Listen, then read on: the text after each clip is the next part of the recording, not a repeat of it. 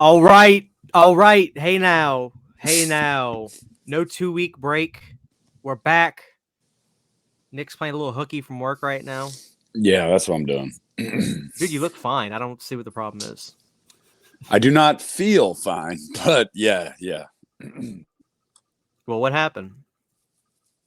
I got the C word, bro. Dude, everybody knows that's not real. I know it's just totally fake. Nah, so I posted on my Instagram story Wednesday night when I was like, oh yeah, like it's my allergies. It happens every year. I feel like crap because it was literally allergy symptoms like dry, scratchy throat. Right. Yeah, I did. And I deal with that every year. And then Brooke calls me today and she's like, you might want to get tested because my mom has it. William has it. And I was like, oh, whatever. And I was already at work. So nobody, don't hate me too much. So I had one of my employees bring in some tests and I went and took one and I was like, yup. So what is it, May? So about 3 years and 3 months since it started. But the motherfucker finally got me. So, yep. How long do you think you've had it? Like a couple days or? My first like show of symptoms was Tuesday.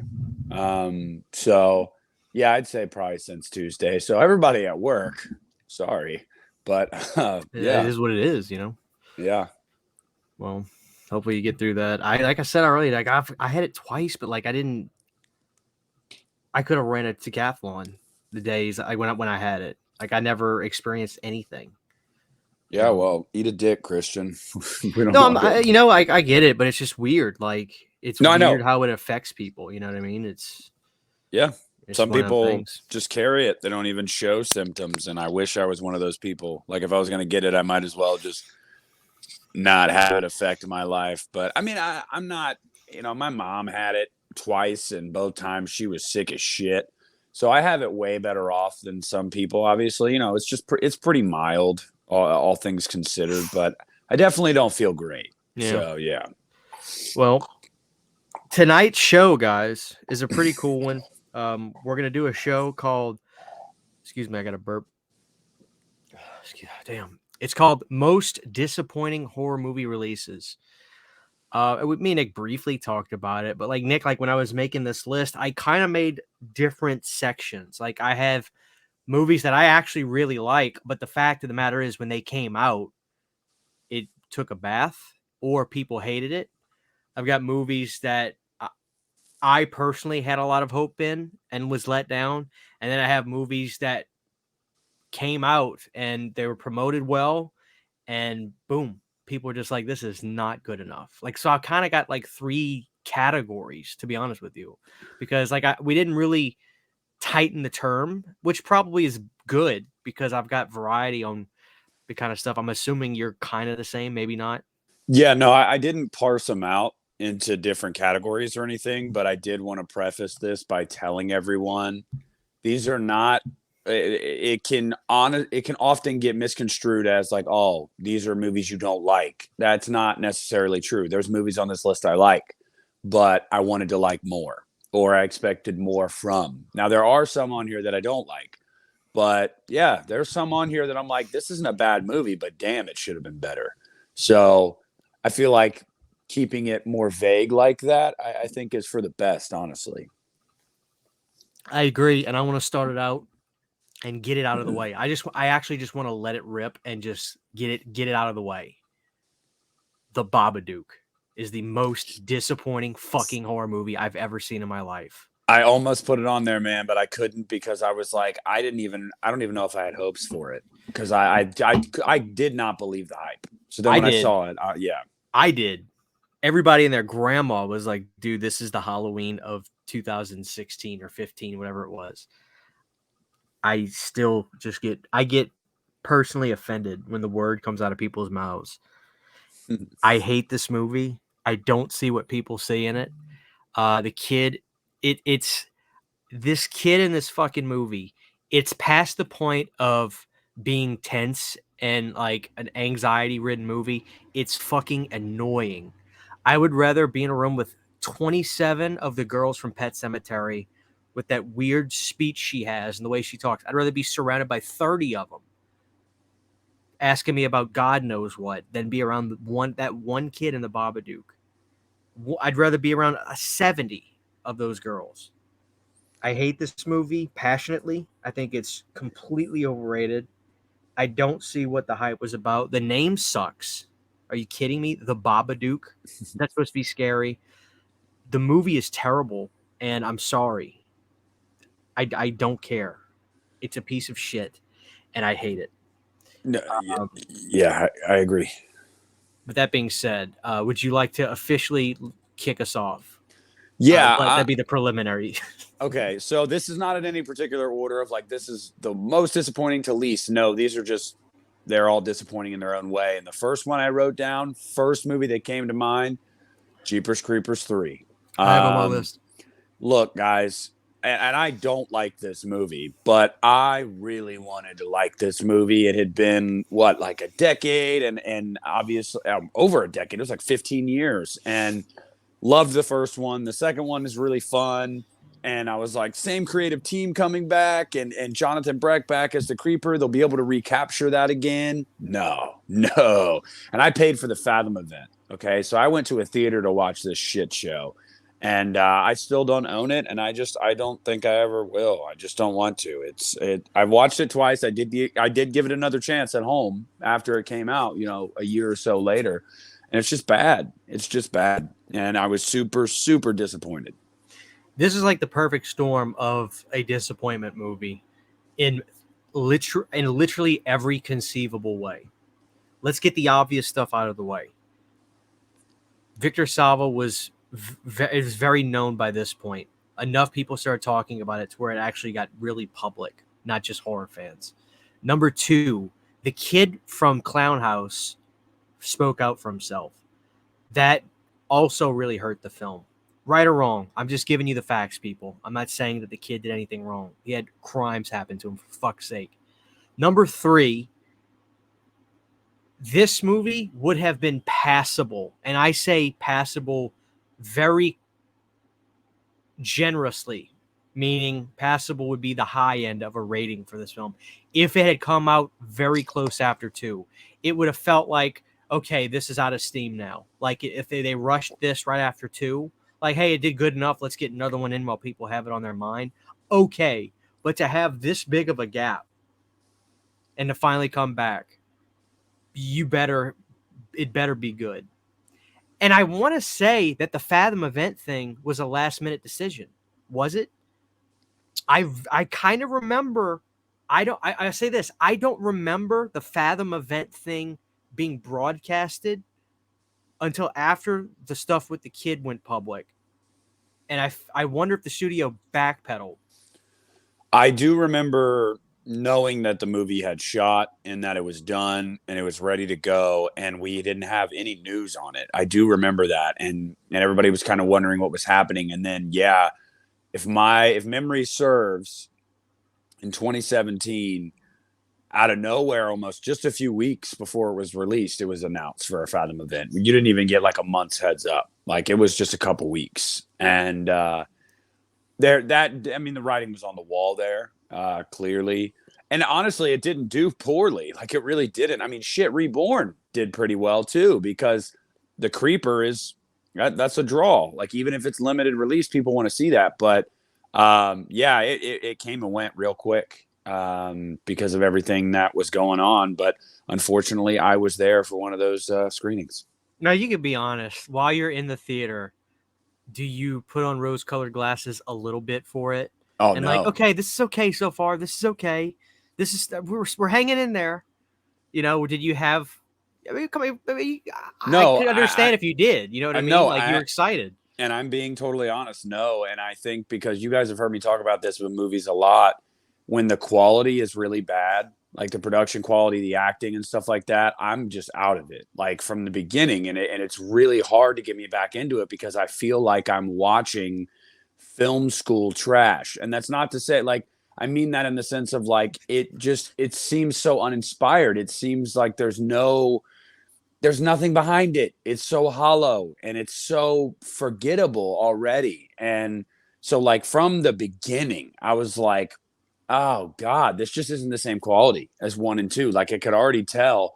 And I think the moment when I was really able to tell, it's a few minutes into the movie, when I believe a spear comes out of the muffler, and the effects on that were fucking awful. And I was like, this movie's gonna suck. Like, and it sucked, buddy. It sucked. I like Reborn better than this movie, regardless of what anybody says. Yeah, I do too. I think it's just Reborn it's just way more fun. It kind of knows what it is, so it's like you're either on board for this schlocky shit or you're not. Whereas 3 is you can tell this is like Salva and the team still going, no, this is Jeepers Creepers, guys. This is highbrow shit, and it's like, no, it's not. This is terrible. So yeah, no, I knew, and I have a video still on my channel from me in the parking lot of the theater right after the screening. I went into my car and I just recorded my out of the theater reaction, and I was very disappointed, to put it mildly. I think you got to give any movie that has a tag, like a part of the title where they drop the number and they put a word like Reborn in it. I think you have to give it the edge over something like Jeepers Creepers 3. Yeah. At least I do. Resurrection, Reborn, Retribution, Revival, any of the R words that go Revelations. You have to give it the edge. Yeah, I would agree. That was, in fact, on my list. Kind of piggybacking off of something like that. I think this is one of the most disappointing horror movies in recent times as well. Let's hear it. The Legend of the Slender Man. God damn it, that's on my list too. No. But I mean, dude, how could it not be on your list? I mean, if you're like me, I don't know if it was creepypasta stuff or what, but like when the Legend of Slender Man on the internet was incredible, and the actual story of the girls claiming that they wanted to make them kill a girl in the woods, and these girls get arrested. You should watch the actual police interrogation stuff with the kids on you. It's all on YouTube. It's fascinating, and they're so sure that oh yeah, he told us Slender Man, blah blah blah. Like they're so, it's scary shit. And then they made the worst movie you could possibly make. I bought it on Blu-ray. I didn't see it in theaters or anything. I don't remember it being in theaters. Maybe it was. I don't know. I don't remember. Yeah, it actually did pretty well too. I mean, I believe that actually, because why would it not? The Slender Man was the biggest horror icon that didn't have a movie during that time in the mid 2010s. Everybody was on board with Slender Man. It's brilliant. Yeah, I went and saw it opening night with Brooke, and we'd only been dating for a few months, and we both loved that, the creepypasta, the origin of all that. And I remember just being like, I'm so disappointed. And like, she was like visibly upset. Like, she was like, Slender Man deserved way better than that. I was like, yeah. No, that's on my list too. I mean, fuck that movie hard. I got it somewhere, man. I bought the Blu-ray, and I think I turned it off. To be honest with you, what happens at the end? I can't even tell you. I think I turned it off. I watched it the one time. I've never watched it again. I couldn't even tell you. I just remember that the acting was terrible. You could tell it was chopped to shit in editing. And the CGI was just awful. Like, I probably blocked it out of my memory too, to be honest with you. Like, that's why traumatic experiences, man. Yeah, our brain protects us from traumatic experiences. Yeah, but that was one recently that I was just like, oh my god. And I was super excited. I still think that there's a Slender Man movie out there. No, there is. There is. Yeah. It needs money and a competent director and actors, but yeah, it's out there. It needs money, competent director, competent actors, more money. It needs a lot. James Wan could make a really good one, I think. He could do a great job. I want to say that there's even till this day, there's like Slenderman masks you can get at like Spirit. Yeah. So like the characters like actually hung on, as a matter of fact, and that's the biggest bummer to me. Yeah. So, well, I guess I'll just throw a hot take in there early. Next one I'm going to talk about is Halloween 2018. Yeah, it's on my list. And I could have put Resurrection on here, but no, because I wanted it to be better after H2O came out, and I was like, oh, this isn't good. But 2018 was a different animal, man. I mean, everybody was talking about it. It's still the highest grossing R-rated slasher of all time. It'll get passed eventually, but there was just a groundswell for this movie and for Michael Myers to come back and Jamie Lee Curtis to come back. And like, it seemed like all the stars were aligning almost to the point where you're like, this is too good to be true. And for a lot of people, they don't think it was too good to be true. For me, yeah, it was too good to be true. The first time I saw it in theaters, Christian and I had opposite reactions. He loved it and then came down off the high on subsequent viewings. Whereas me, the first time I watched it, I wasn't very happy with it. I really wasn't. And I was disappointed and watched it a few more times. And I was like, okay, it's okay. Like it's okay. But my God, when we're talking about disappointing, I genuinely was like going into this could be the best movie since the original. And there was just so much hype.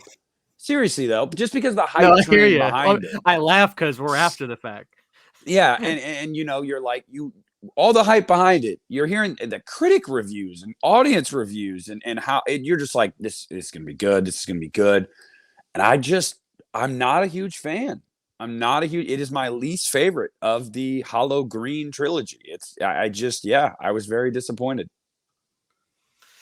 I don't know what to say, really, because like you said, I was the opposite. Dude, I bought into all of it. I bought into every single bit of it. All of it. I even remember just like at the theater, like just kind of like, fuck, is this real?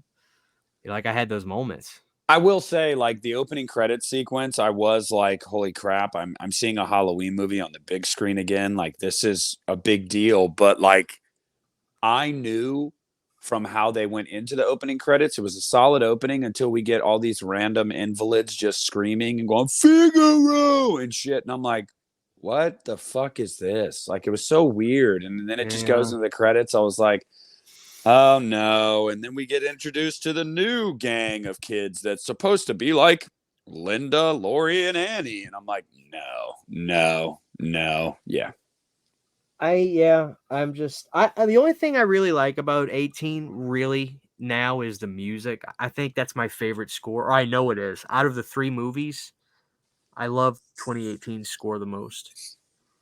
But I mean, what am I supposed to do? Just listen to the music and not watch the movie? I'll watch them again, dude. I haven't revisited those movies. I haven't watched them since probably whatever our commentary was for like Kills. Might have watched it one more time after that. I don't know. I think at the end of the day, I give it a passing grade. I think it's a decent movie. This isn't me saying it's a bad movie. I was just really disappointed.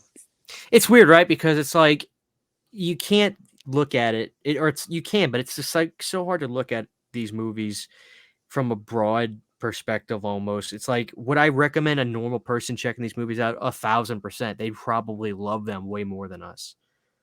Like, oh, that was awesome. But they can't be like us, where it's like, fuck, we've already seen Laurie Strode before. Quite frankly, I liked her character in the old one. Like, there's so many things you can nitpick about it. Like, to be able to look at the movie through having just bliss ignorance. Sometimes I wish I could have that with some of these movies. Or like if you could like erase your brain going into these films and not have to think about any of this stuff. But, you know, since you brought this up, I had this on my list. I know you love the movie, but in general sense, not you personally, I think if you take the general audience and even the really hardcore fans, I think Halloween Ends would be the most disappointing out of the three. Or you have it on your list? Because there's this falls under the category of disappointing movies for an audience, not me or you personally, but I think you I'm could going agree. Under me personally. I know, but I have sections. This is not one. Okay. I like the movie too. I'm with you. I like this one more than the other two, quite frankly. But I think in a general sense, this falls under the category that I made of movies that disappointed people. I think Ends clearly is the most vitriolic and pissed people off even more so than even disappointed them. I think that's you'd have to agree. Yeah. But it's funny though, dude. It was fucking awesome. Yeah, it is awesome. But like it's funny because I told you about it. Like I showed it to my mom, and someone that saw the original 3 movies in theaters in their original run, and she only likes 1, 2, H2O, and 2018, and she's seen them all. And I showed her ends. She didn't like Kills last year when I showed it to her. She was literally, as soon as the credits came up after Kills, she said that was stupid, and I was like, okay. I showed her ends. And I asked her, so out of those 3 new ones, like which one was your favorite? She was like, that one. I was like, wow, really? And maybe that's just because I think she comes to those movies for Jamie Lee personally. But still, yeah, mass audiences, like, yes, that the one that of the 3 that probably disappointed people the most was definitely Ends. I'm just glad it didn't disappoint me. So, looking back, that was a hell of, like, last year's Halloween season was pretty fucking crazy. Yeah, I never want to go back to that again. I mean, it really was something. I mean, it was the best month my channel has ever had. I mean, I gained hundreds of subscribers just in October, and like it was a lot to keep up with, but at the same time, there was just as much negativity as positivity. And I'm cool with, like anytime you do a video, you're always going to get 1 or 2 kind of smart ass snide comments. That's just how it goes. But during that time, it was like for every good one was a bad one. And it was like a lot to keep up with. And it's just like, man. Well, man, it's show business. Mm-hmm. But let me go again, because I kind of threw that out there really before I wanted to get to it. Let me stick on the category of movies that personally disappointed me. I was extremely excited for. Actually, no, I'm lying. This is its very own category. This was a movie that when people heard the title of the movie, they probably said this is not going to be good. But I think the movie far exceeded everyone's expectations of how bad it was. So they were disappointed in the fact that it was not only bad, but it was garbage bad. This is one of the worst horror films ever made. It's called The Bye-Bye Man. Oh. And I really wanted to bring that because I figured, when else am I going to talk about this movie? And I don't think anybody saw the trailer for this movie and said this was going to be good. But I truly can't fathom. I can't fathom the movie that there it is. To actually think about this, there's a fucking killer named the Bye-Bye Man. And if you think about him, he comes, right? If I go, don't say it, don't think it, don't say it, don't think it. What's the absolute only thing that comes into your brain? The pee-pee poo-poo man. That's right. Can you believe how ridiculous? Like, somebody paid money for this. This is the stupidest movie I've ever seen in my entire life. I would rather watch Hobgoblins on an upside-down television for 37 hours than watch The Bye-Bye Man. It's that stupid. This is the dumbest movie I've ever seen. The title, you've got to be kidding me. If this was like a trauma film, like a parody horror film, all day, awesome. But they actually thought they were clever.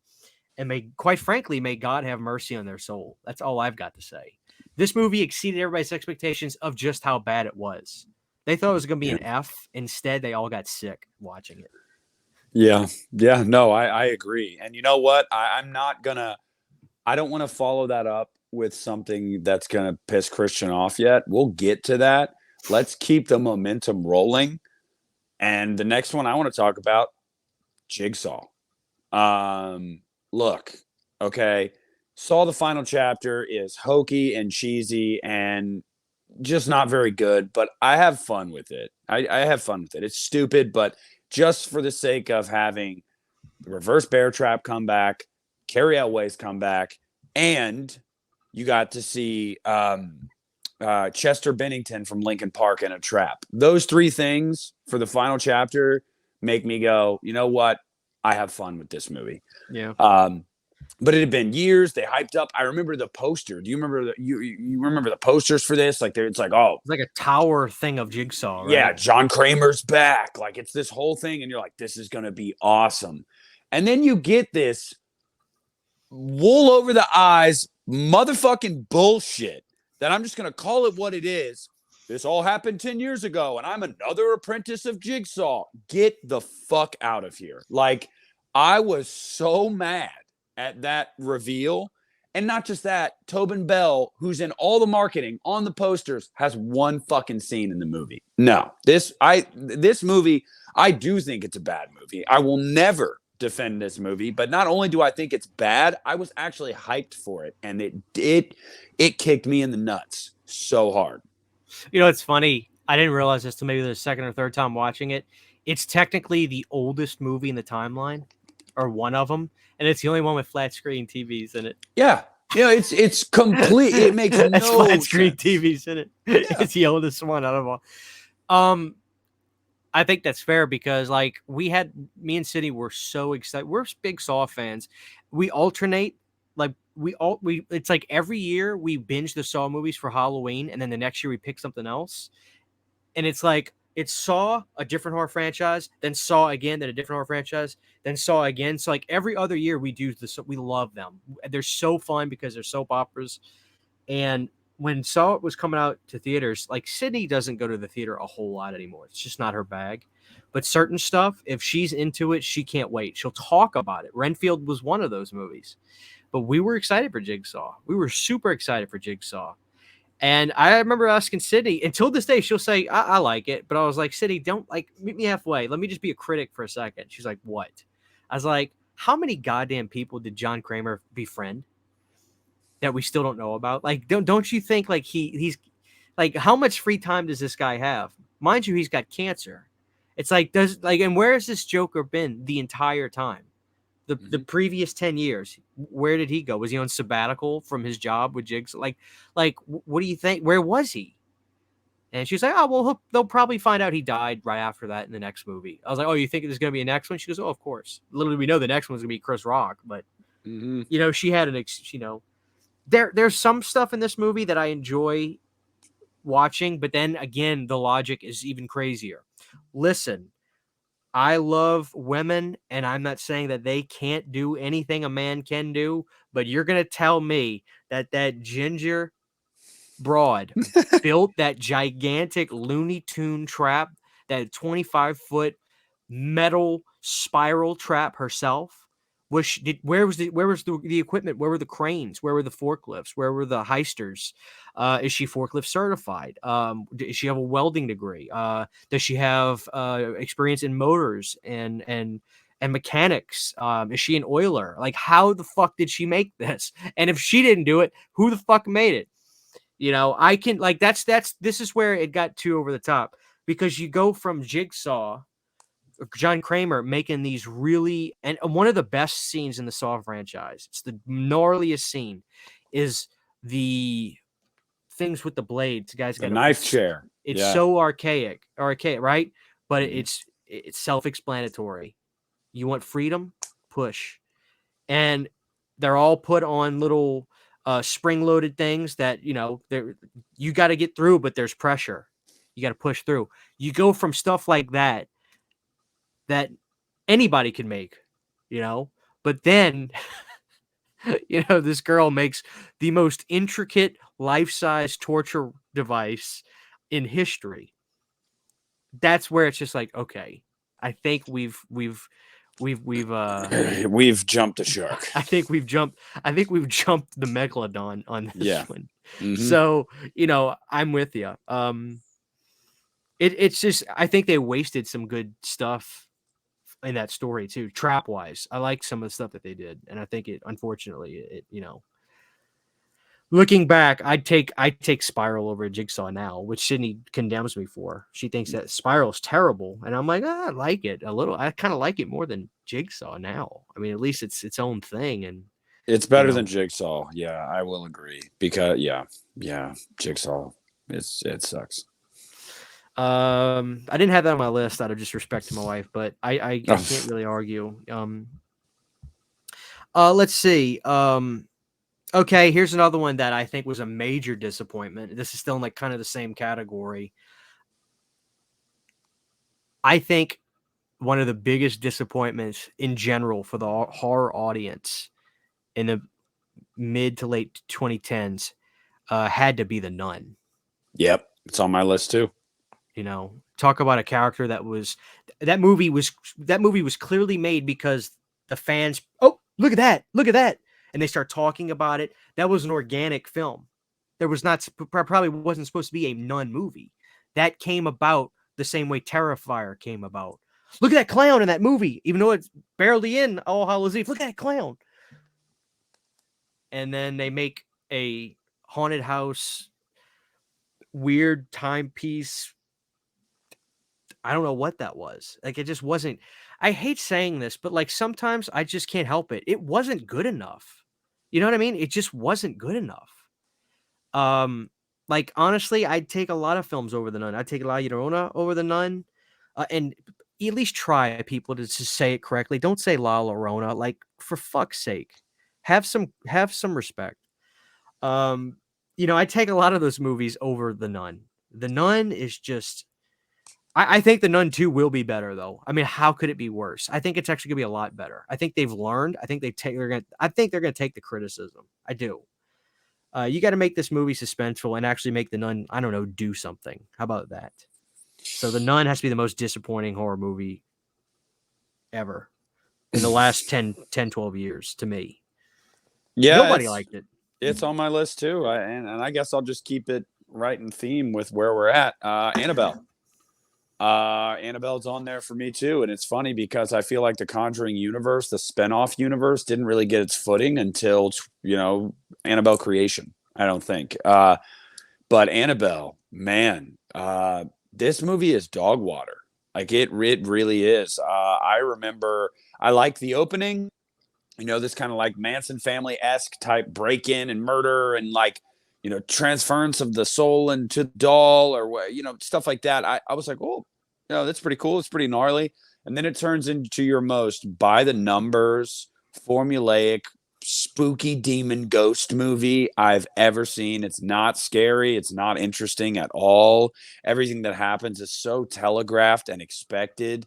And I just remember being like, and I was so disappointed because it's just like The Nun. You watch The Conjuring and what happened? People were like, that fucking doll. Like, oh man, that doll's creepy. And like, shit, we should make a movie about the doll.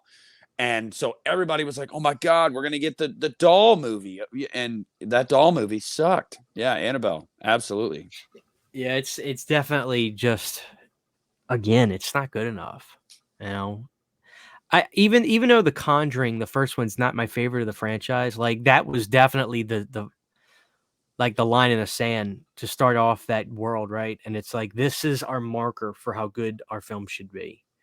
And then the spin-off movies, boom. And it really is incredible how good Annabelle Creation is compared to the first one. I almost that should have been theaters. The first. Yeah, and that should have been the first one. Imagine if that was like how you started out. Quite frankly, it would have made more sense. It's an older film. It wouldn't have been a prequel. It would have been Annabelle. It was Annabelle's origin story. That's what Creation is. Yeah, it would have made more sense, but hey, whatever. Hey, I'm just glad they got it right with the next one with Creation, because the first one, I was just like, this movie blows. I need to rewatch 3. I remember being like, dude, this wasn't that bad. That's what I remember. It's just fun. Creation. It's not very Creation, but 3. Yeah. Yep. It's fun. It's not really scary, but it's fun. Yeah, I just kind of remember it being like a cozy little haunted house movie, just room to room, shit's popping in and out. Yep. That's what I remember. Weren't the Warrens in it for like, I don't know, a minute, just saying like, hey, we're leaving or something like that? They have like 2 or 3 scenes. Yeah. Yeah. Well, who was the star in that movie? Was it the kid? The kid was home alone, or Judy. Yeah. Yeah, I need to rewatch that one again. I wonder if they're ever gonna make another Annabelle movie, because they're making the Conjuring TV show, for God's sakes. Yeah. Does that mean there's no more movies? No, they announced the 4th movie. It's called The Conjuring Last Rites. Yeah, they announced it, and Patrick Wilson. More like Conjuring Last Chance. I don't know, man. I mean, the 3rd one, which was pretty middling for most people said it was pretty middle of the road, but it still made over 200 mil. So, well, I'll just say right now, dude, I put that on my list.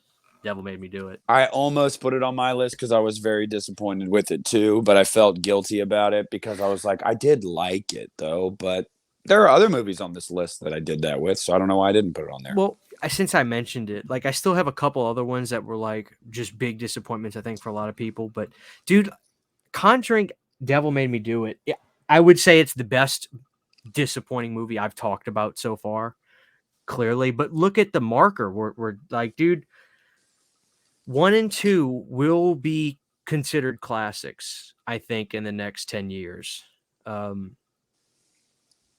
think they will. I think James Wan could be the John Carpenter or the whatever you want to call it. Pick a legendary 70s 80s director for our generation.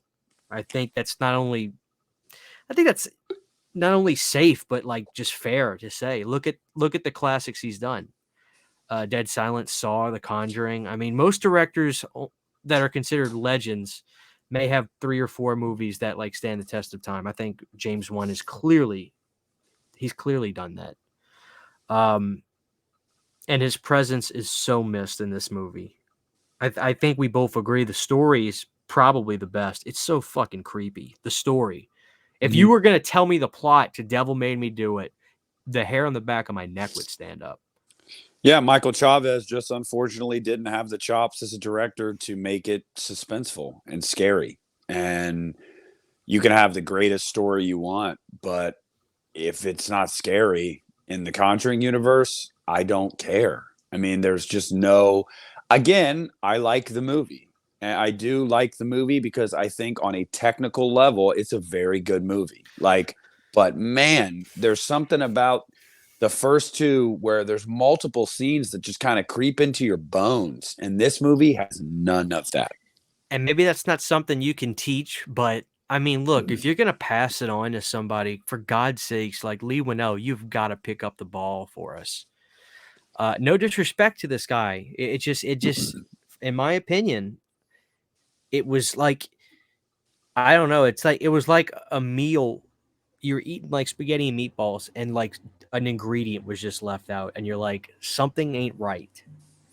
But it bums me out, dude, because there are things like the story for that movie. Like I said, if you were just going to tell me this is what this movie's about, oh shit, dude. Like, I'm like, I cannot wait to see this film. So yeah, you damn right. It was disappointing to me. You know, me and Sydney rewatched it 5 or 6 weeks ago. Because I remember just talking about this movie to her, and she's like, let's just try it again. Maybe we were a little too hard on it. But it's like, not only does it disappoint me still, about the same, but then like, now that I'm not a big fan of it, the Exorcist homage doesn't play out to me well. Like, I'm just like, ugh. And then the kids screaming and all that shit in the beginning, like, to me, it's so cliche. How many movies have done that where they contort and scream and look evil? I'm over that. I'm so over it. No, I hear you. You know. So yeah, Devil Made Me Do It is disappointing to me. Sounds like we're just shitting on the Conjuring universe. Yeah, well, now we're going to take it outside of the Conjuring universe and go to another horror heavy hitter. You guys might think out of this franchise, there'd be a movie that Christian and I would put above all of them as the most disappointing.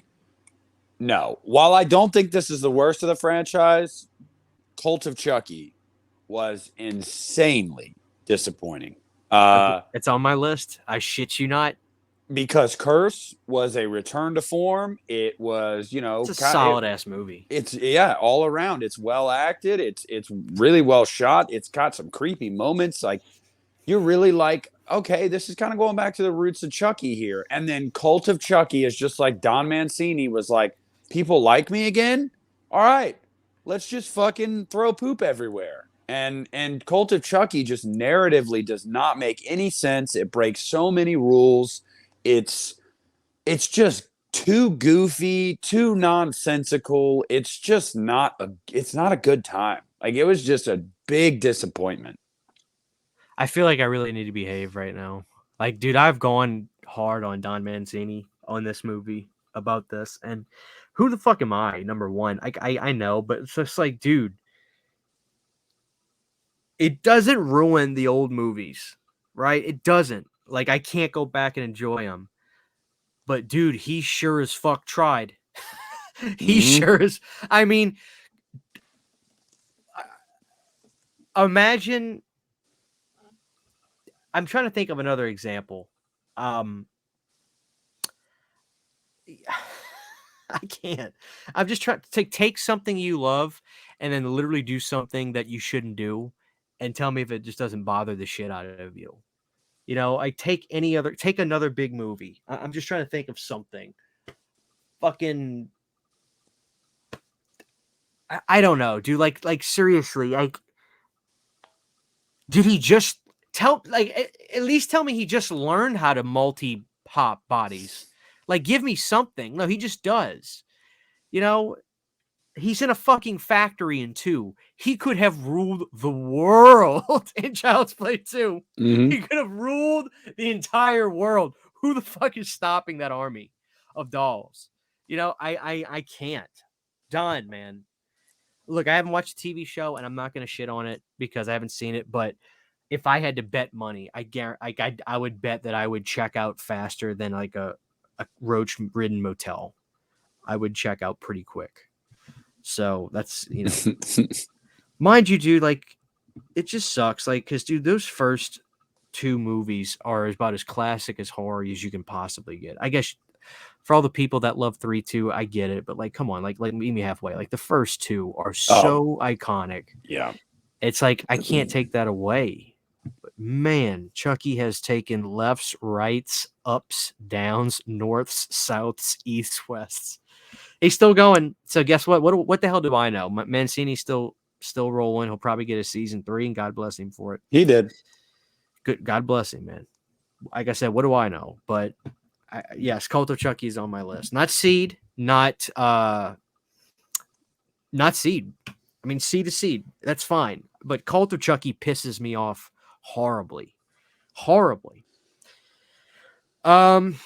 I tell you what, dude. I'm gonna tell you what movie disappointed the shit out of me.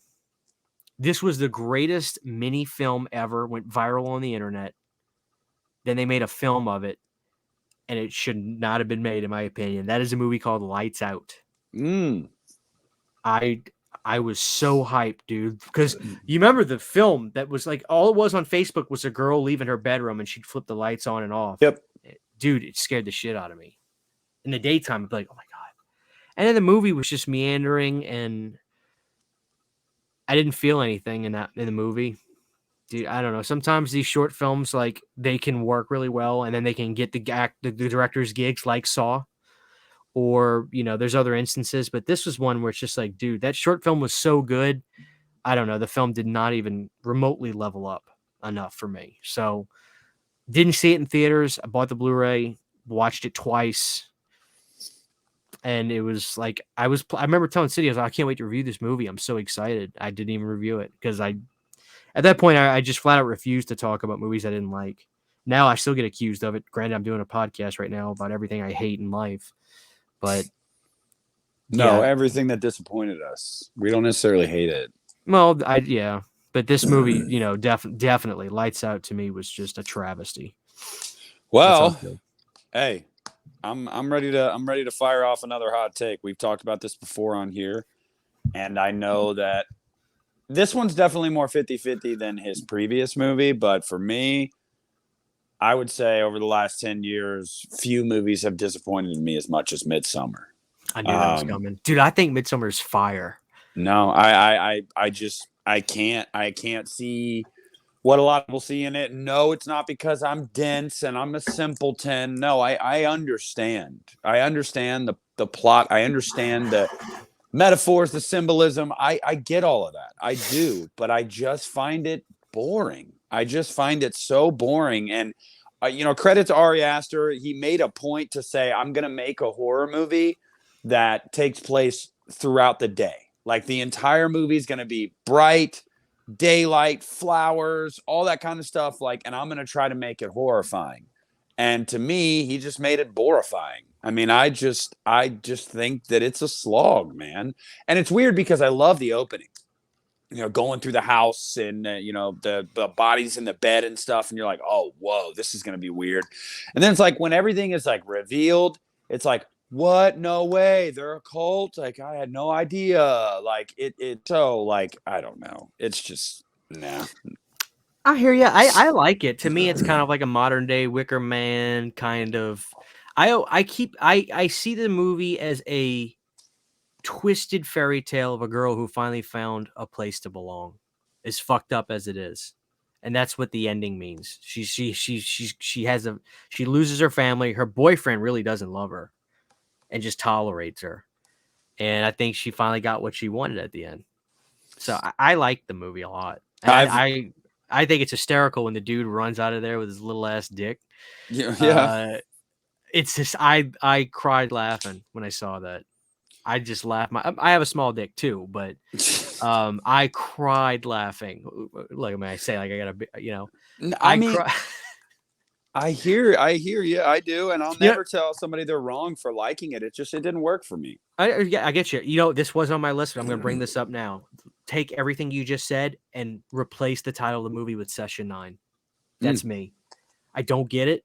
I've watched it 37 times. I want to like it because I don't want to be on the when a movie has a cult following, I love cults, so I want to join the cult. I want to be a part of it.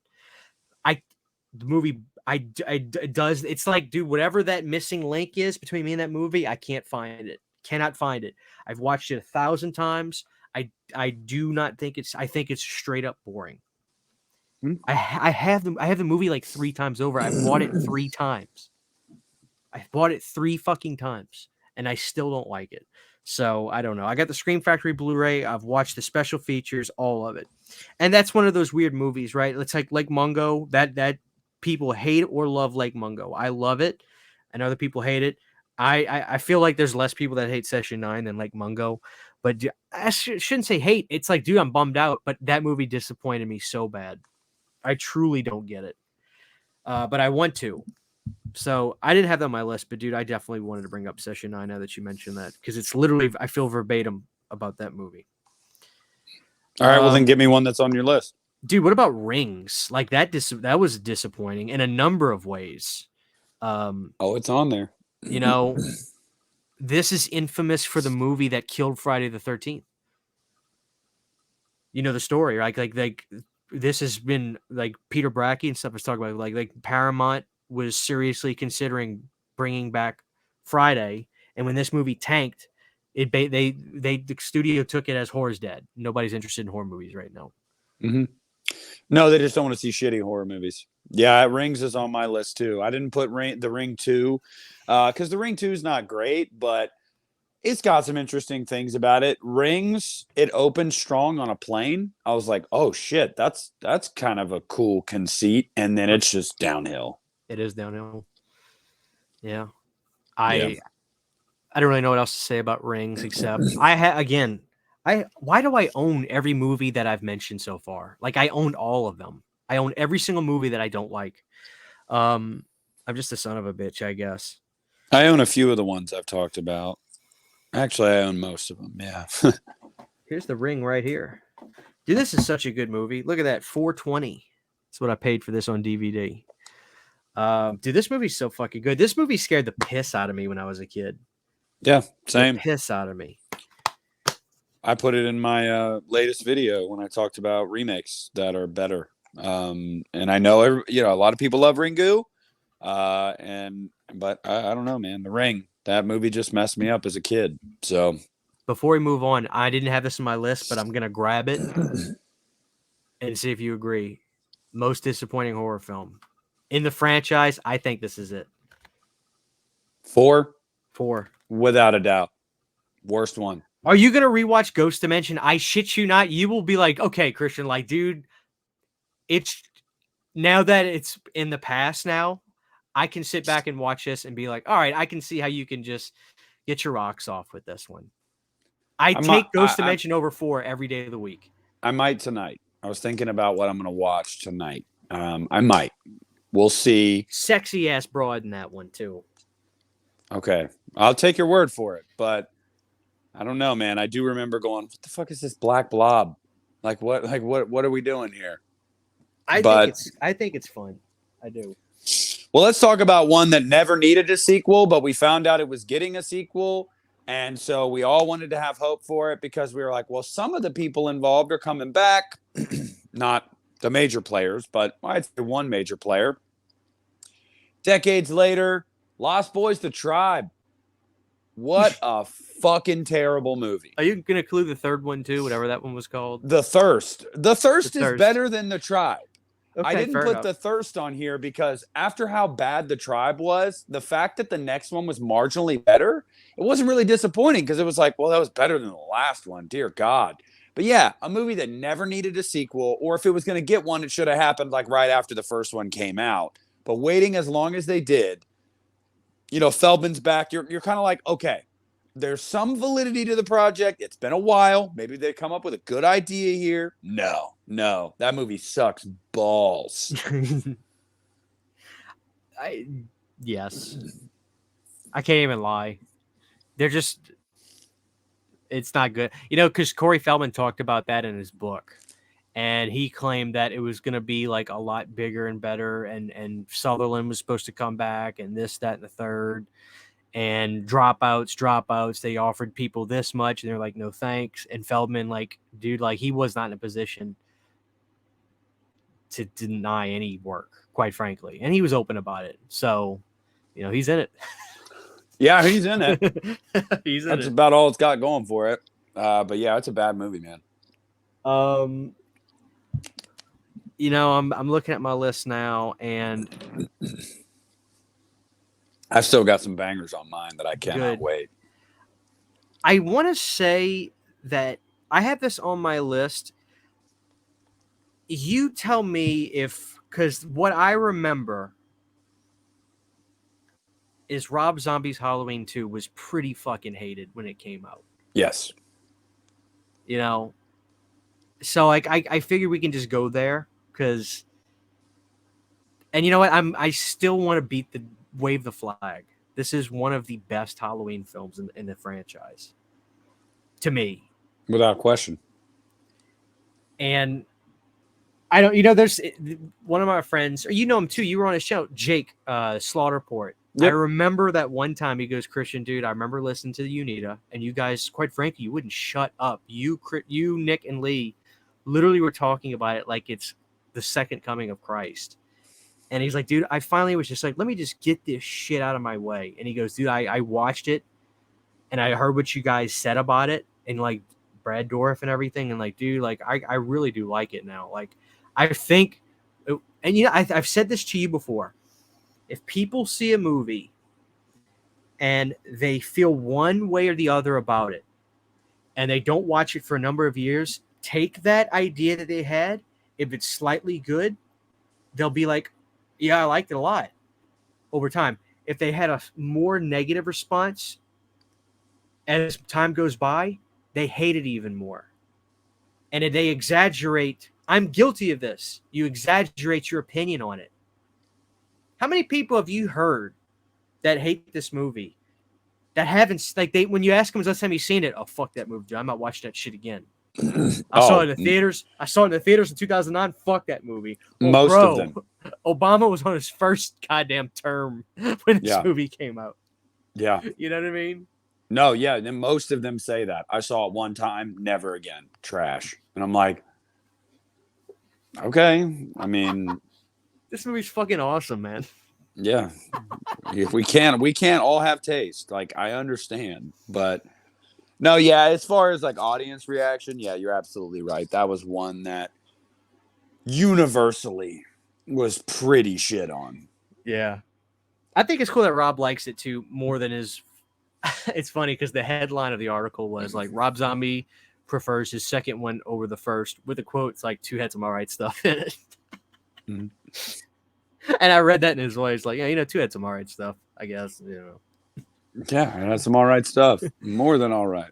That was one of the big ones on my list, but I mean, it sounds like you've got a good list. I'll keep it with Rob Zombie. Disappointing. I like it. Don't get me wrong. Does not hold a candle to the first two. Three from Hell.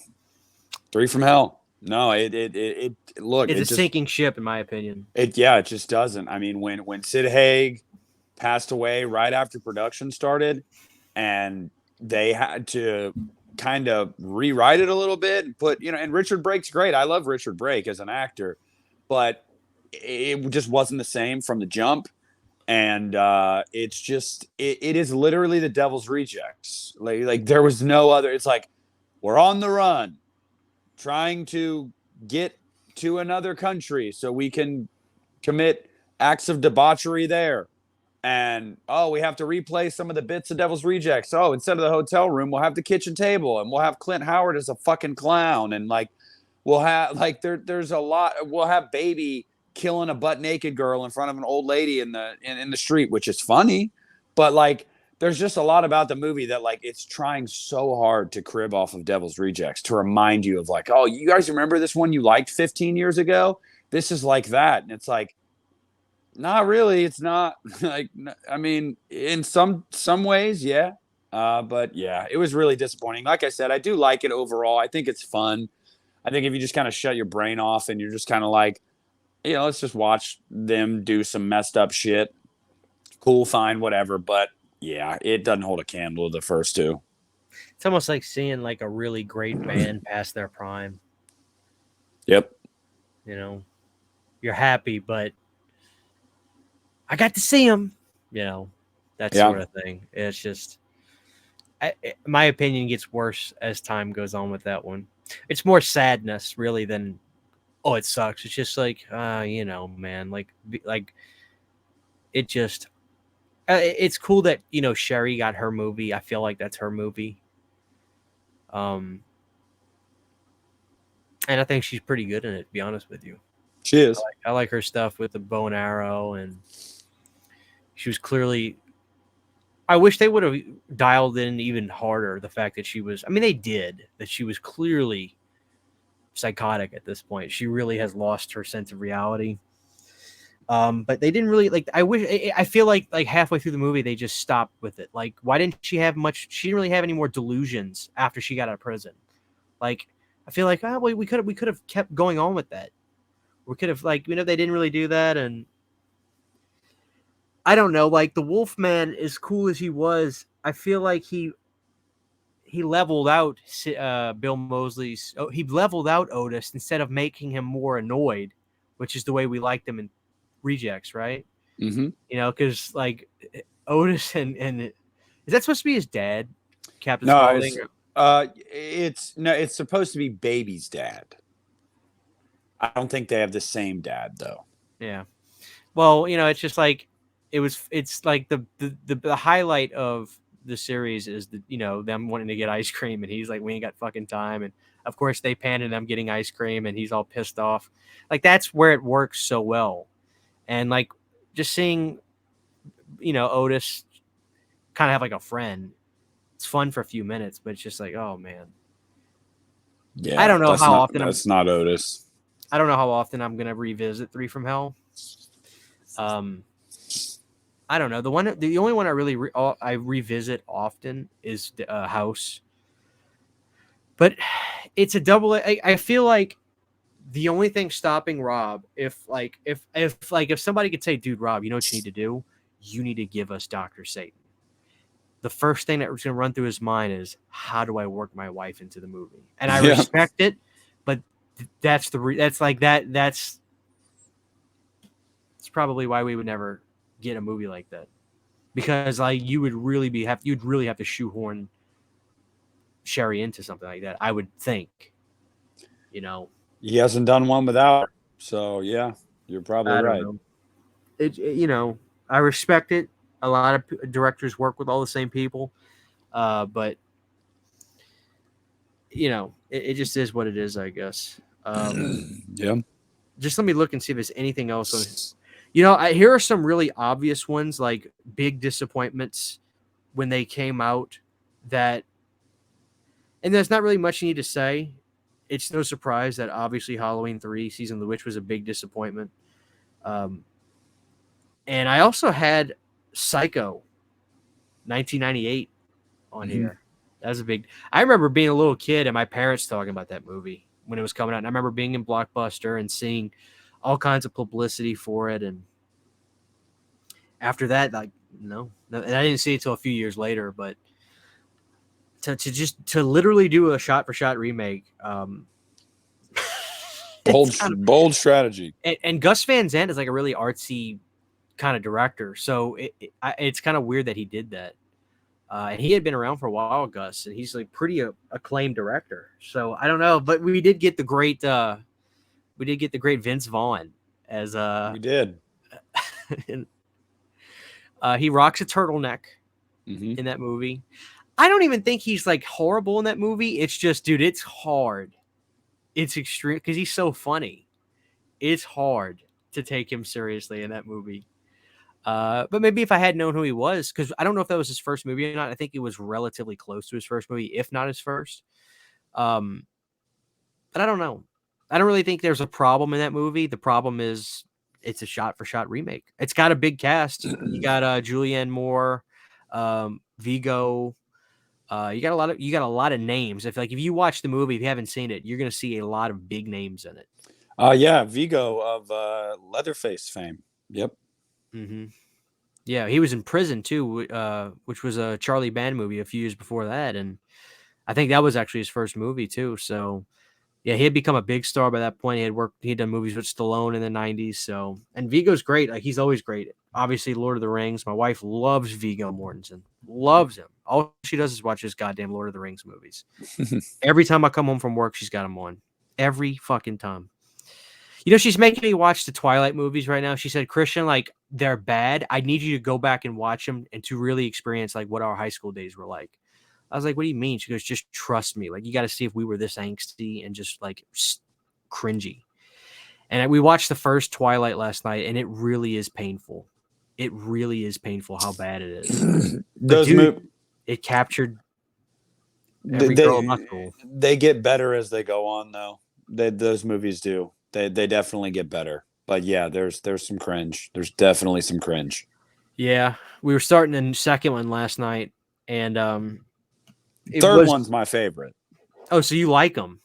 I'm torn, man. I mean, I haven't talked about this like publicly, but I read the books in high school. But having said that, I used to read all the fucking time. Like, that was like my hobby. I was just reading all the time. And like everybody was talking about it.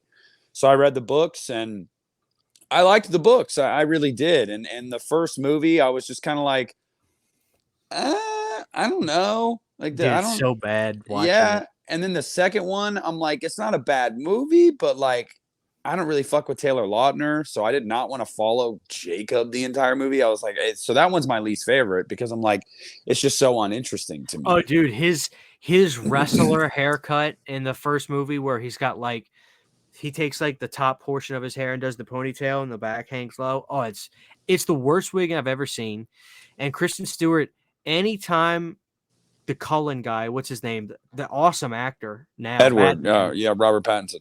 Anytime like she says something to him and she needs to respond, the problem is, let's just get this for a second. The problem is they're both so fucking awkward. I guarantee the book reads better because they're both, if he would have been suave and like Dracula and she would have been awkward, that's fine. Or if he would have been the timid, has to be quirky because he can't tell her about himself yet. And she was just kind of like the more personable person, like it would make sense. But they're both so fucking cringy awkward. It really, it kind of hurts. Like, I kind of like raised my shoulders up watching the first movie. It's actually a really cool experiment to watch that movie back. But then again, I'd never seen it. In the books, she is very like cringy and awkward. So like Kristen Stewart, she actually does a good job of like how that character is portrayed in the books. But I think it was partially like Pattinson was still kind of a new actor.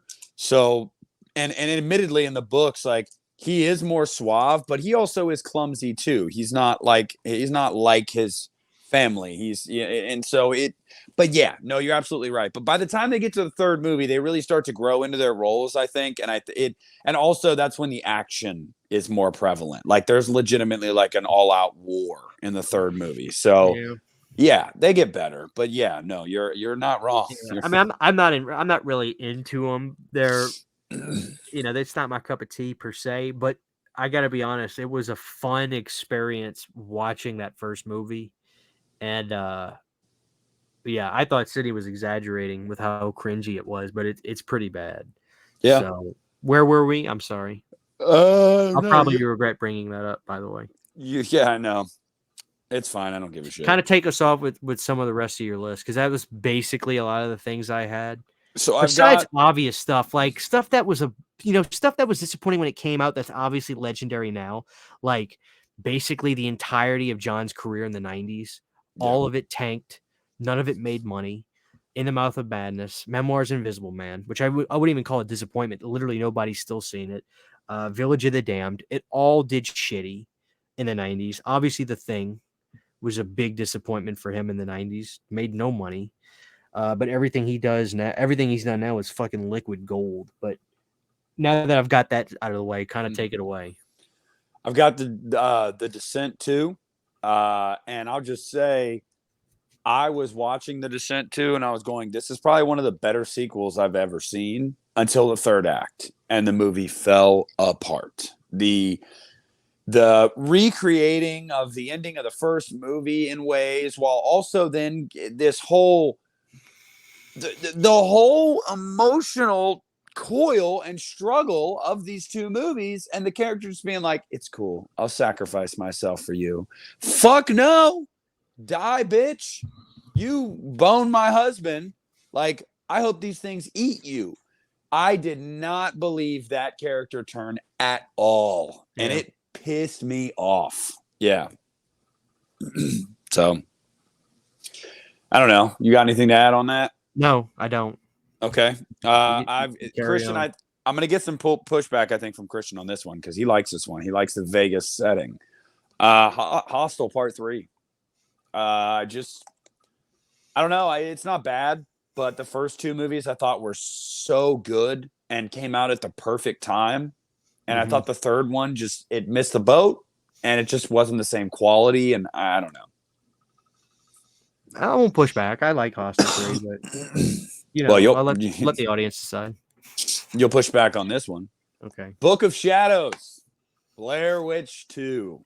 I still can't get behind it, guys. I can't. I understand what it's going for. I understand why people like it. I do. I don't think it's a travesty, but I don't know, man. To follow up, arguably the greatest found footage horror movie of all time, with Book of Shadows. I was like, what? I don't know. It's interesting. At the time, if I was going to put it on my list for biggest disappointments at the time when they came out, without question, Book of Shadows is a big, like, damn. Not only is it not found footage, but it's like it's a movie. It's not found footage.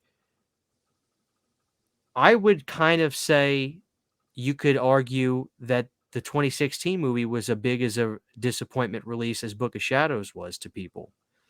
I know I was super hyped to see 2016. And I'm not saying I even dislike that movie that much, but I think you could argue that one was as much of a disappointment to the general audience as Book of Shadows was. I think people were hyped for 2016. I don't know. Maybe, but I would just say I would give the nod to 2016 over Book of Shadows, simply just because that movie went back to the format of, we're just looking for someone or something in these woods. It's found footage, like that. So in that sense, it was more in line with what Blair Witch was, because Book of Shadows is entirely its own thing. Like, yes, the Blair Witch Project is in universe, it's a movie and whatnot, but like, it's not really a continuation from the Blair Witch Project at all. No, but if you get the DVD for Book of Shadows, you can flip it and play it in your car because it's the CD soundtrack. Oh shit! I'm just saying. That's the only time I've ever seen that too. It's a DivX DVCD thing. I don't think I've ever even heard of that. I hadn't either. It's kind of a sought after DVD now. I have it, but yeah, you can literally take the DVD, flip it over, and it's the soundtrack on CD. And I know that movie has gotten a cult following. It really, really has. There's people that will defend that movie like to the death. I like it. I'm a big Book of Shadows fan. I think it's stylish and fun and has a sense of humor. but it's unique because it's not a slasher film during that I time. mean, it's got the guy from Burn Notice. What's his name? The lead actor. I don't know his name, but Yeah, I mean, I like but it. I think it's a cozy little 2000s movie. I But like it. fair Yeah. enough. Okay, Fair enough. so the next one, I think we'll both agree on this one. VHS Viral. VHS 2 was the pinnacle of that franchise. Coming off Yeah. VHS 2, I was like, this movie fucking ruled. VHS Viral is, oh, here we go, another one. Dude, that movie sucked balls.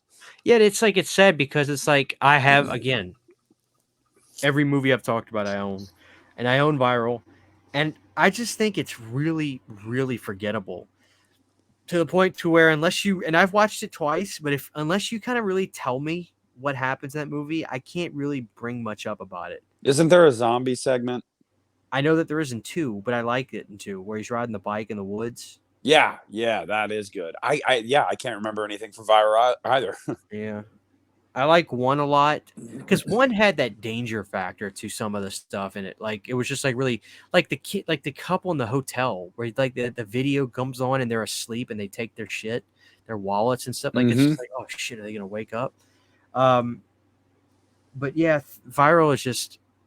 I'm glad they figured out a new formula where of doing like years and stuff. I know 84, 94 I thought was good. 99 I thought was good enough. Hopefully 85 will be even better than 99. But yeah, Viral was just really forgettable, which I think is just the ultimate sin. Forgettable or boring. Those are the two ultimate sins I think you can have. And unfortunately, I think Viral falls under that category of forgettable. It does. The next one. I know one of them that's on your list. Can I skip to it? Yeah. The Gallows. No. You want to know why I didn't put it on my list? Simply because it is my least favorite movie I've ever seen. You weren't excited for The Gallows? I went into it. I think I just went into it like it was just me and my buddy Dave. It was a Friday night. We went, we used to go see movies all the time. And it was just one of those like, all right, spooky horror movie coming out. Let's just go see it. It was, it wasn't, it wasn't a sequel. It was a brand new property. So there wasn't a ton of hype. Like I was just like, okay. And walked out of it and said that movie was absolutely terrible. I thought about putting it on there, but I was like, I can't because I wasn't really hyped for it. I was just like, all right, let's see what they got. And what they gave me was shit on a plate. But I can imagine there was a number of people that were probably excited for it because, the found footage thing was still... That was at the I know that came out around the same time Ghost Dimension came out. So it was probably at the tail end of the found footage. Yeah, early 2010s. Did you know what this reminds me of really quick? Like Creep 2 has to be one of the most disappointing movies to me. Oh, yeah, you talked about that, I think, on our last episode. And I feel like nobody agrees with me. I truly don't get it. I don't like it either. I like the first one, but I don't like the second one. I think 2 is just pitiful. The cat's out of the bag. The guy's crazy. And it's just like I really wish they would have done something really wild where the creep guy, the next person he invades ends up even being crazier than him, or it was just a new story, another creep, so to speak. But the fact that 2 was just like, we already know everything about this guy. We know what he's capable of. I was just like, we already know what's going to happen in this. Yeah, so we already know. So I was devastated with Creep 2. The first Creep is fucking incredible. I love that movie. So yeah, Creep 2, now that I'm thinking about it, yeah, Creep 2 is definitely a personal disappointment. I got Hellraiser Inferno. I do. And I think this is where it started for a lot of people. I think a lot of people nowadays pretty much agree that Bloodline is pretty solid. Like, yeah, it was kind of a Frankenstein of a film when it came out just because of everything that happened behind the scenes. But like, it's got charm. It's got some really high highs in that movie, even though it's kind of disjointed at times. Yeah. So like Bloodline is solid, but Inferno, man, like what the fuck? Like what, even if you like the like detective noir story and like Scott Derrickson's direction and stuff, it's not a Hellraiser movie. It's not. Like you get Pinhead and like the very end, like it's not a Hellraiser movie. And it's a bummer. I agree. I actually think Bloodline has, I don't want to say necessarily aged like a fine wine, but the movie hasn't expired, so to speak. Like, it still has a pretty good taste. And I think some people are actually getting a little bit fond of the taste of Hellraiser Bloodline. I think As that's they a movie, should. I think that's a movie where people are just like, I don't really remember liking it. But I think when it gets talked about and brought up and people go back and watch it, they're like, oh, there's something there, Especially if they watch through the whole series, because by the time they get to the later sequels, they're like, Bloodline wasn't that bad compared to some of this. Yeah. So yeah. It's like a saint. Uh-huh. Another one. I wonder if this is why people hold through, not the only reason, because the third one is just a damn good movie. But I feel like the third one was set up a little bit better because of how bad the second one was. And it's got to be a huge disappointment for people because of how iconic the first one is. The Exorcist 2, The Heretic. I mean, what a steamy, stinky turd. What do you say? I agree. It's really interesting, man. Like, I always say I'm going to revisit The Heretic and I'm going to see it this time. And it's interesting because, like, The Heretic, it was a big deal. It was an expensive movie, relatively. They did a lot of ballsy things in it. It just, dude, like, I just don't think it doesn't work, I guess. Like, it's interesting too, because it's like, dude, a lot of people are very forgiving, and a lot of people can look back at these movies and be like, oh, dude, it's not as good, but, like, dude, there's some stuff in that one, blah blah blah. But you don't see many fans of The Heretic even till this day. You just don't. And this goes back to when we talked about David Gordon Green attempting to do something with The Exorcist. The Exorcist is not like anything else. It's different. It's still dangerous to people. It's still dangerous. It's still a dangerous movie. And attempting a sequel, even by that point, was probably just lunacy, quite frankly. So, yeah, The Heretic has to be one of the most disappointing horror films in existence, without question. Without Yeah. question. Yeah. Well, I'm glad we agree on that, because I know we're not going to agree on this next one. Same director came back. I'd heard people say, it's good. I still don't see it, guys. Pet Sematary 2. I like the dog, and the kid with his dog, and I like who's it, Clancy Brown? Clancy Yeah, Brown's a fucking Clancy G. Brown is great in this movie.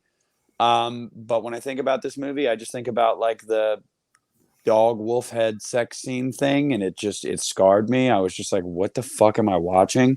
And, like, Furlong, he's good in it. But yeah, I don't know. Maybe it's not even that bad of a movie. Maybe it's just like following up one of the scariest movies I've ever seen. Like, from my childhood, that just, whether it was Zelda, there was just so much about that first movie that it was just so deeply unsettling to me, and still is.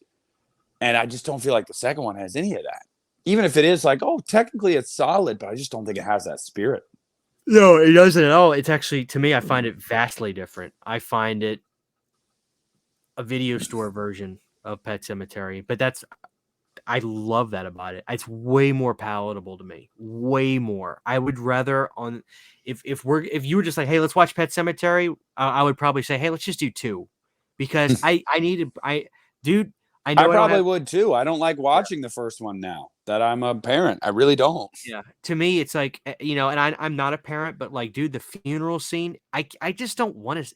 It's too real, and I actually think Mary was reeling back in 2 because of that. She's talked. There is and people, if you're listening, obviously you are.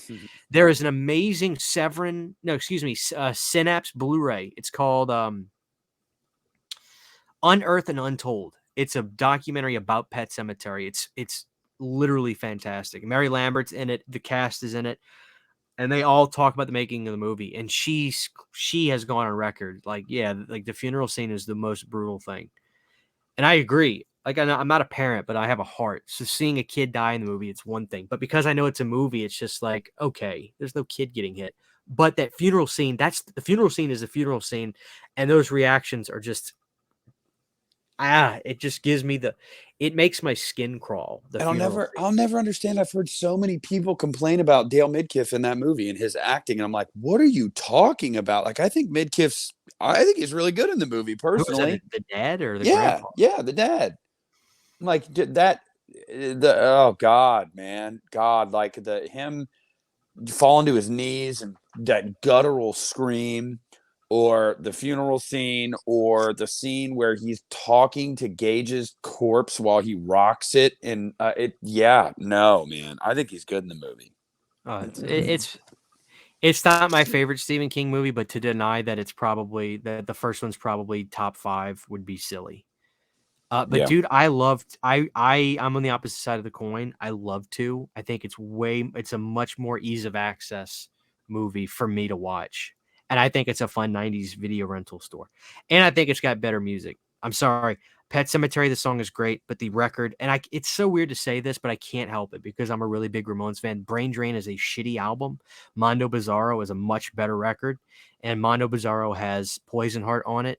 So I love Poison Heart more than the song Pet Cemetery, and I like the other songs. And the other songs in Pet Cemetery too are great too. yeah, I know. But Pet Cemetery is a better movie. Don't get me wrong, but I am a big fan of it too. Well, I know I'm kind of in the minority there now with it because I know a lot of people have come around to it. Maybe I will one day, but I don't think it's awful. But I only have a few more left. This one, I'd love to hear you talk about this one a little bit because I'm someone that I think the second one is a damn good sequel. Not even just like okay. Like I love the second one. I think the third one is fun for what it is. And I don't hate the fourth one, but we got to talk about how disappointing Jaws the Revenge is. Like the first time you see the movie and it's a different shark that wants her. And I mean, there's a lot about it that you're just kind of like, what? I don't know. It's campy. It's corny. It's a lot of things. But I remember Well, the first time I saw it, I was like, I'm not a huge fan.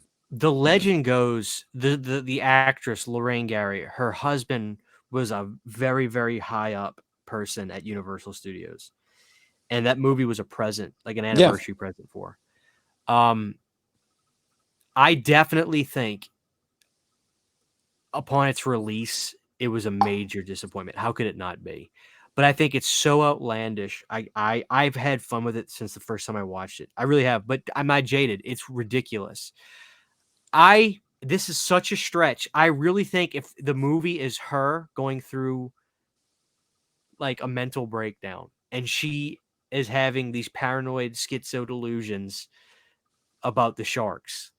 Like I really think she believes that all these sharks are like a family. If they would have really dove into that with her character, that could have been something. But of course not, because that's not the case. It's just a ridiculous movie. Yeah. But but upon release, of course, dude, you should read if you go to IMDb and you go to the reviews, a lot of the reviews that come up were like Siskel and Ebert's reviews, like when the movie was coming out, and all of them just like, this is outlandishly stupid. Apparently now sharks hold vendettas and they talk to each other about this, about Sheriff Brody is apparently like a top of the list on like his family needs to go out from like these sharks because they communicate. The whole thing is ridiculous. Then they go to the fucking Bahamas and now it's shark infested. Like the whole thing is outlandishly Great stupid. white sharks, mind you, that like cold water. Yeah, the whole thing, it's mindlessly stupid. Yeah. Mindlessly stupid. So yeah, definitely when it came out, fantastically disappointing. Remind me, I just thought of one that was soul crushing to me before you finish. I could say it now or I can wait. Go for it. The one of the biggest disappointments, and I mean really made me sad, was Phantasm 5. Oh, Ravager. Ravager. I mean, I love you, Don. To see Angus Scrimm bedridden just to be in a movie again, it was painful. I never want to watch that movie again in my life. It's just Yeah. really painful. That is one of the most disappointing things I've ever seen. Yeah, and on top of that too, it was just Don really wanted to go bigger than he had with Phantasm, and he had the least amount of money he'd ever had. It's So it's just sad, very sad. yeah, it's just like it just shouldn't have happened. I'm not a big fan of Oblivion. It has its moments, but I'm not a big fan of But it. it's like the thing about Oblivion too. It's like he used a lot of shit from the first movie that just like got cut out, Yep, which is inventive in a way, but I and don't know. lazy too. Yeah, It's just yeah. I think the first three are all thumbs up, and then four has some fun stuff. Like I really like the cop scene where Reggie's fighting the cop, the zombie cop, yeah. thing. Like Hmm. that's actually kind of cool, especially when he's upside down and the thing's hanging down, looking at him. It's like, oh shit! Like, is he gonna get out of? Like, there's some fun stuff in four, Yeah, but for it's sure. light years ahead of five. Light years Yes. ahead of five. I just I wanted to got say it before I forgot. no, you were right. I should have put that on here. Two more. One, I don't even know why I was kind of hyped for this a little bit because my memory told me that I liked the first one, and then as I've gotten older and I went back and rewatched it, I do not. I think that all of them are bad now. But the 2020 Grudge reboot, um, Definitely. leading up to it, I thought I liked the first one still from '04, and I was like, oh, cool, the Grudge is coming back. So I rewatched the first one, and I was like, wow, this isn't very good. And then 2020 was just butthole. Like it's awful. Time jumping all over the place. The trailer was sensational for Yeah, The Grudge. All the best stuff was in the trailer. You got to see Lin Shaye in there a little bit. The main actor, his name is is that Damian Bashir or John Cho? John John Cho. Cho. Yeah. I love John Cho. He's such a sensational actor. Hmm. Um, the bathtub scene is great. Again, that's a small moment in the film. Yeah, I didn't like The Grudge 2020. Big disappointment for me. And like all the time jumping things, like it can work. I've seen it work in movies, but for this one, it was more of a pain in the ass than anything. So I remember giving it thumbs up, thumbs in the middle when it came out. But it's funny, like this is the first movie that we talked about that I don't own because I remember when it came out on Blu-ray. This was a point in my life where I literally was just getting if it was a horror film and it came out, I would go get it. I remember this was like one of the first ones where I was like, I know I don't want to watch that again. I'm not getting it. So I didn't, Yeah. and I'll probably never revisit it again. I got it as a gift. I didn't have to buy it. And I got it as a gift one year for Christmas. And I said to Brooke, I said, I want to see the movie. I don't want to pay to see it. If you get it for me, for me as a gift, that'll be my way to watch it. So I unfortunately do own it, but I'm not happy that I do. Yeah. And then the last one I had on my list, I don't know if you've seen this one. I think it came out in 2017. It Comes at Night, A24. I believe. Piece of shit. I hate that movie. It is garbage. It I've is rewatched it. garbage. Everybody told me rewatch it, Christian. You'll love it. Guess what? It doesn't come at night. No, nothing comes at night. Oh, it's a metaphor for paranoia. Yeah, I know. I don't It's care fucking about stupid. metaphors. Yeah. Can we Metaphors are stop? overrated. Yeah, for real. No, that movie fucking sucked. I remember I hate it. I streamed that movie and I was like, what the fuck came at night? What came at night? Nothing. Nothing happened. I hate that movie. I forgot to put that on my list. That's probably what, there are other movies that I couldn't like. I really was disappointed with. There's a movie called Last Night in Soho that I was haven't like seen it. I really was bummed out. It was artsy fartsy. Not a goddamn thing happens interesting to me. Didn't like that at all. That's Edgar Wright, It was right? Edgar Wright. Yep. It was funny too because like I was so ready to hate this movie called The Menu, but I ended up really loving that. Check that movie out if you haven't seen it. That was really fucking You good. know I've seen it. I was meh on it. Oh, really? I thought it was fantastic. And I love that it had the Red Dragon guy in it. Ralph Ray Fiennes, yeah. Ray Fiennes. I'm trying to think if there's anything else last minute that I can think of that was a personal disappointment. I'm looking at my shelf right now. Me too, but my lights are off. I could check it. Okay. I know one. I think you'll agree with this. And I know you and I both aren't huge fans of the first one, but we appreciate it for what it is. But man, I Know What You Did Last Summer. Like, I still know what you did last summer. I thought was quite a step down. Even though I'm not a huge fan of the first one, I do like it. But I'll always know what you did last summer. Fucking trash. I mean, Yeah, I still know what you did last summer. I think there's some things about that one I actually enjoy more. It's got a little bit of a Jack Black. Yeah. Jack Black, and you've got your boy Reanimator in there. It's got some quirks in it that I actually really like. I still know what you did last summer's pitiful, pitiful. Yeah. I mean, I'll always know what you did last summer. Excuse me. I'll always know what you did last summer's pitiful. Got another Definitely. one that I didn't write down that I'm now thinking about. Candyman Day of the Dead. I mean, aside from having a Playgirl or a Playboy model, I don't know why I said a Playboy girl. Yeah, I do not like that movie. Would you even put Black Christmas 2019 on there, or would you not even consider that a disappointment? Christian, I didn't put it on there because I didn't want to rile up anybody in the audience that gets tired of us talking about it.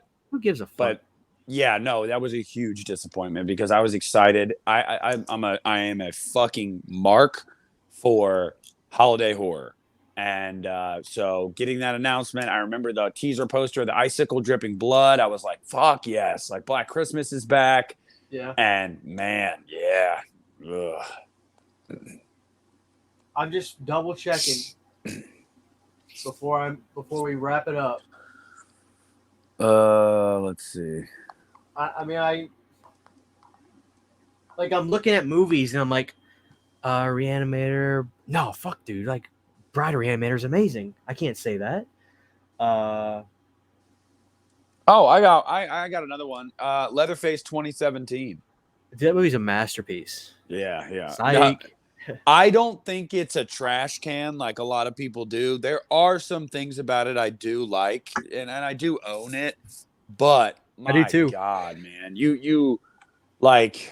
So I was so let down. It had been years since we had Texas Chainsaw Massacre back, and it's not even a Texas Chainsaw Massacre movie. It's just not. It certainly doesn't feel like one, which is my biggest sin. You know. Do you know what was kind of a disappointment to people? Terrifier. The first one? Yeah. A lot of people were not like people were super excited because they wanted the clown. And then they were just like, man, this movie's just like a nothing burger. It's just gore and more gore. Like that's it. Yeah, but you tell me that you didn't shit your fucking pants when you saw a girl and a half starting at the coochie. I liked it. Yeah, I personally liked it. But like, dude, a lot of people were just like, eh. Well, I get it. I mean, the acting's pretty piss poor. It's low budget. There's no story at all.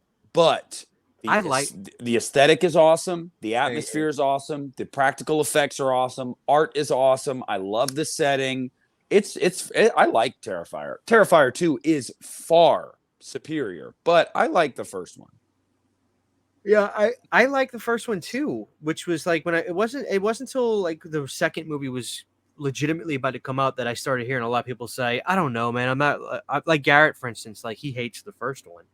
And he liked the second one, not a shocker. I mean, most people do, but I saw a number of people that were just like, dude, the first one's like just there's nothing there, blah blah blah. And I'm like, but I'm not calling Garrett out about this per se, but like, dude, a lot of those 80s slasher films that people love, there's really nothing fucking there either. Like, let's be completely honest with ourselves. No, I mean, for fuck's sake, are you going to tell me there's something there in the Mutilator, or fucking I don't know, Friday the 13th Part 3?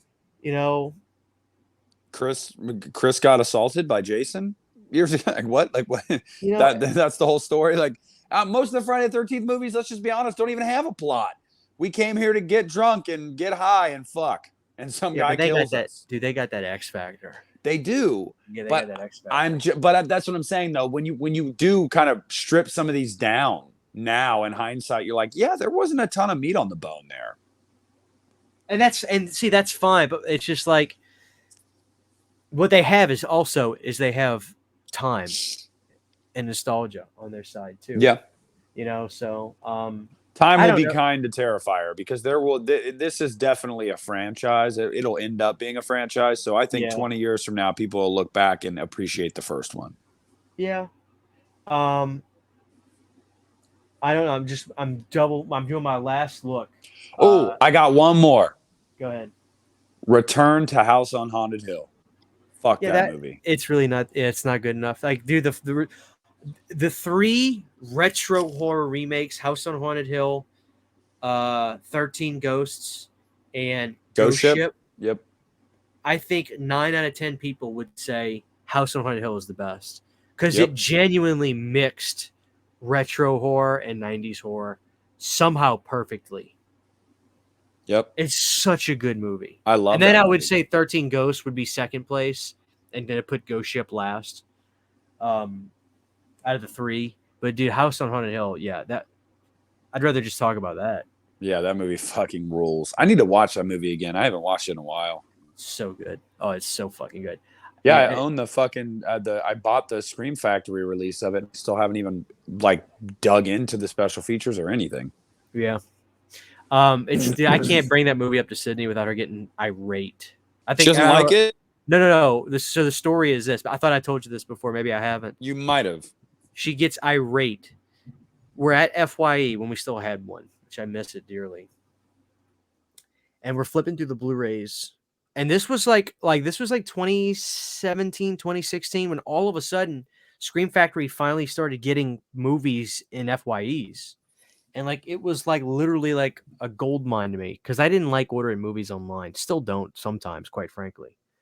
And I remember she found it and she was like, it was Scream Factory. And luckily I ended up getting it, but not that day. And she goes, Christian, here's Scream Factory, House on Haunted Hill. And I was like, it's that remake with Chris Kattan, isn't it? With Corky Romano in it. She goes, oh, I love this movie, Christian. This movie's really good. And I was like, I don't feel like it. No, thanks. And then she's like, Christian, listen to me. This movie's really good. And so, like a jackass, in one ear, not the other. 2 days later, Bloody Disgusting has this post saying, retrospective House on Haunted Hill 1999 perfectly blends retro horror with 90s horror. And I read it and I see some images from it. I'm like, oh, wow, that looks great. And I'm like, hey, Sydney, didn't they have House on Haunted Hill on Blu-ray at FYE the other day? And she's like, yeah. I was like, I read this great article about the movie and it kind of has me excited to see it. And she was pissed because she was like, you don't fucking listen to me, you son of a bitch. Pulled the slipper off the whole nine. Luckily, we went back and we got it and it was still there, which never happens. Every time you want something, when you don't grab it and you go back, it's gone. And we watched it and I was like, holy fuck. Like, dude, it really is that good. I think that's top 10. I love all those old movies. I love Christopher Lee. I love Vincent Price, all those guys. I do. I love them dearly. I'm sorry, Vincent. I would take the remake House on Haunted Hill over the original, which is blasphemous. But like, if I'm gonna watch one or the other, Yeah, no, no, I agree. I think it's in rare air. I really do. I think it's up there with especially during that time. The Fly, The Blob, The Thing. It's up there with those types of movies where it's like I don't even question. I'm like, yeah, that remake is just that movie. Yeah, Definitely good. I think we could probably wrap it there, man. Like I'm trying to look. I see good movies. I see Stephen King's Rose Red. I see the Fog remake. Well, that's not good. no, But who had high hopes about that anyway? yeah, shame on you if you did. You know what I mean? God. I don't know, dude. I think that's it. I think we covered a lot of ground. I agree. I think we did good. A lot of disappointments were talked about. Scream 4 definitely disappointed the shit out of me the first time I saw it, but I've gone and down. the last time. Yeah. I'm just glad I survived that. Anyway, this was fun. So we have a lot of other ideas coming up. I know we have the 100th coming up. We'll get that worked out soon. That'll be a fun episode, but we're not there yet. I think this is 97. Yep. So we're moving along. So this was fun, guys.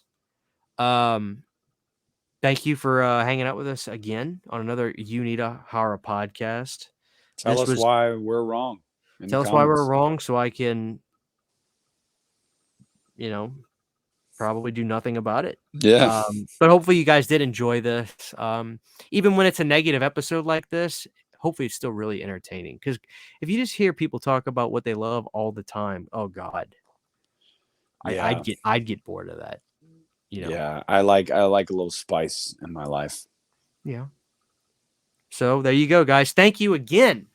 This has been another episode of the Uneeda Horror Podcast, and we will see you guys on the flippity flip.